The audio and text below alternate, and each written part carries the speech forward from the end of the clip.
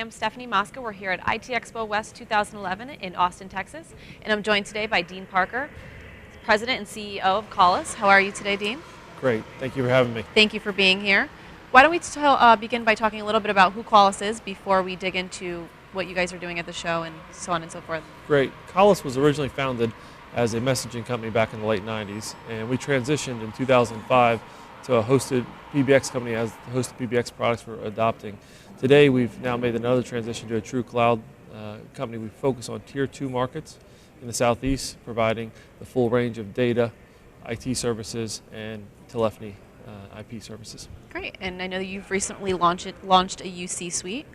We have. We chose to go with Microsoft as we believe that that is the easiest adopter in the larger supersized SMB market.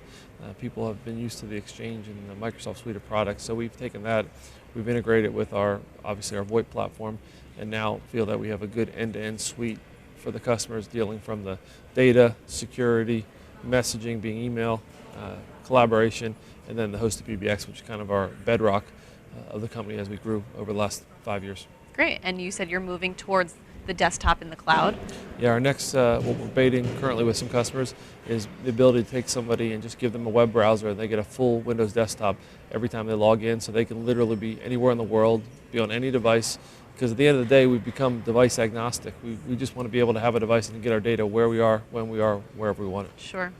Now, in terms of trends, what are you seeing as being the most prevalent topics right now in terms of cloud and unified communications? We're seeing a big growth in customers that are in the mid-market of America, and they're looking to find ways to make their lives easier.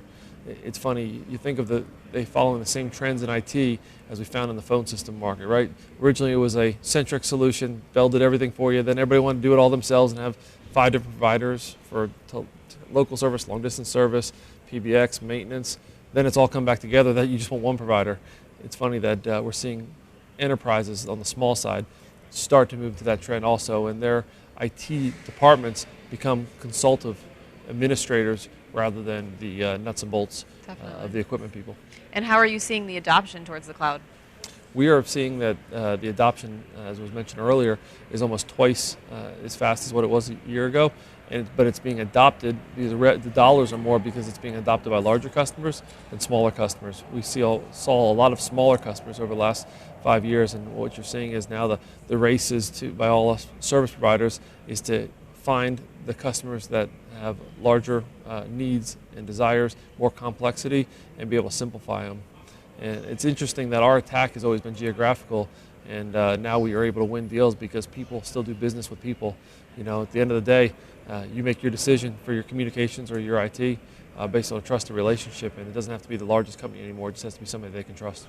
Are you running into any challenges? I know that some people who are reluctant to adopt have issues with security. Is that something that you find the company running into? We haven't run into security challenges because we do everything on a private network. Okay. So they have a private connection to their virtual data center.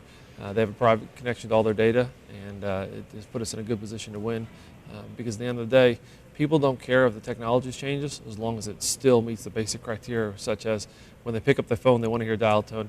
When they send an email, they want to know it goes through. When they go out to the internet, they want to make sure they're not being hacked. So those are the basic things. At the end of the day, we in the technology world get excited about all these cool features. Right. At the end of the day, the customers really have a couple features that they care about, and if you deliver them well and you take care of the customer, keep your churn very low, your customers will tell other customers, and your model will continue to evolve and grow, and it'll be a bouncing ball effect, you know, that the second bounce is higher than the first. Definitely.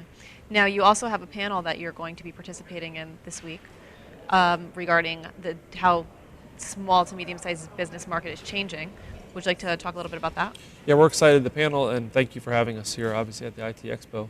The panel will be revolving around what are we doing to be able to go out and attack mid-market, how is the mid-market buying habits changing, and what are we seeing in the marketplace.